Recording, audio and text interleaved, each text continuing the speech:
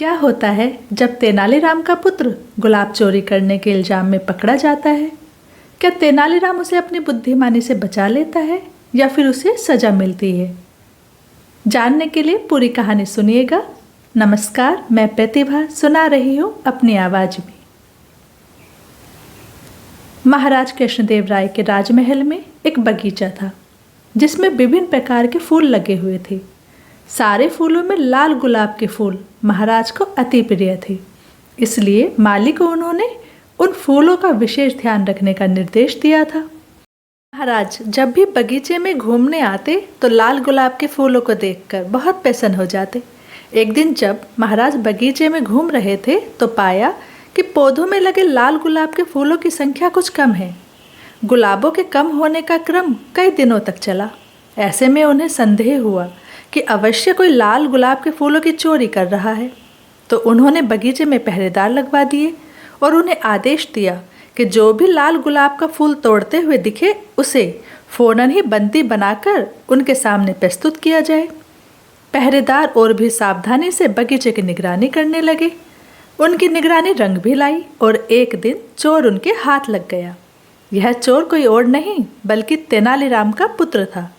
जब यह बात तेनालीराम के घर तक पहुंची तो उसकी पत्नी बहुत चिंतित हुई और तेनालीराम से मिन्नतें करने लगी कि कैसे भी करके उसके पुत्र को छुड़ा कर लाए।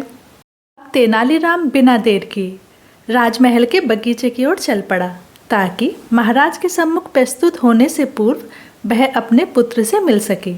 रास्ते भर वह उसे बचाने का उपाय सोचता रहा।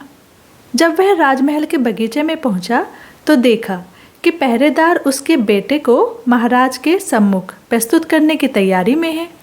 जब वह अपने पुत्र से बात करने को हुआ तो पहरेदारों ने यह कहकर रोक दिया कि अब अपने पुत्र से बंदी गृह में ही मिलना। तेनालीराम क्या करता, दूर खड़ा अपने पुत्र को पहरेदारों द्वारा ले जाता हुआ देखता रहा। उसका पुत्र जोर जोर से रो रहा था और कह रहा था, पिताजी आगे से मैं ऐसा कुछ नहीं करूँगा, कृपया मुझे बचा लीजिए और कुछ करिए। तेनालीराम दूर से ही चिल्लाया, मैं क्या कर सकता हूँ, अपनी तीखी जुबान का प्रयोग करो, शायद वही तुम्हें बचा पाए। पुत्र सोचने लगा कि ये पिताजी क्या कह गए, क्या इसका कोई अर्थ था। वह सोचने लगा और कुछ देर में उसे पिता द्वारा कही बात का अर्थ समझ में भी आ गया। उसका अर्थ था कि तीखी जुबान का प्रयोग कर गुलाब के फूलों को खा लो। उसने ऐसा ही किया और रास्ते भर गुलाब के फूलों को खाता रहा। जब पहरेदार महाराज के सामने पहुँचे तब तक वह सारे गुलाब खा चुका था। पहरेदार महाराज से बोले, महाराज ये बालक ही लाल गुलाब के फूलों का चोर है, हमने इसे रंगे हाथों पकड़ा है। लज्जा नहीं आती, इतनी छोटी उम्र में चोरी करते हो, बड़े होकर क्या करोगे।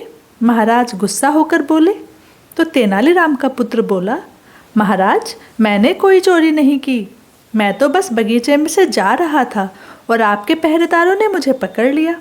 कदाचित इनका उद्देश्य आपकी प्रशंसा का पात्र बनना है, किंतु महाराज इसमें मुझ निर्दोष का क्या दोष। अगर मैंने गुलाब चुराए होते तो क्या मेरे पास गुलाब नहीं होते, लेकिन देखिए मेरे हाथ तो खाली हैं। अब महाराज ने देखा कि उसके हाथ में तो कोई गुलाब ही नहीं है। पहरेदार भी चकित थे कि सारे गुलाब कहाँ चले गए। रास्ते में वो अपनी धुन में इतने मग्न थे कि तेनाली का पुत्र कब सारे गुलाब चट कर गया उन्होंने ध्यान ही नहीं दिया। अब बिना प्रमाण के यह साबित करना असंभव था कि वह गुलाब चोर है। महाराज पहरेदारों को फटकारने लगे, एक निर्दोष बालक को तुम कैसे पकड़ लाए, इसे अपराधी सिद्ध करने का क्या प्रमाण है तुम्हारे पास। भविष्य में प्रमाण के साथ चोर को लेकर आना, इसे तत्काल छोड़ दो। तेनालीराम के पुत्र को छोड़ दिया गया। जब वह घर पहुंचा तो उसने अपने माता पिता से क्षमा मांगी और उन्हें वचन दिया कि भविष्य में बिना पूछे कभी किसी की कोई वस्तु नहीं लेगा, क्योंकि वह चोरी कहलाती है। तेनालीराम ने उस बालक को क्षमा कर दिया। हर रोज़ रात 8 बजे एक नई कहानी सुनने के लिए चैनल को प्लीज़ सब्सक्राइब ज़रूर करें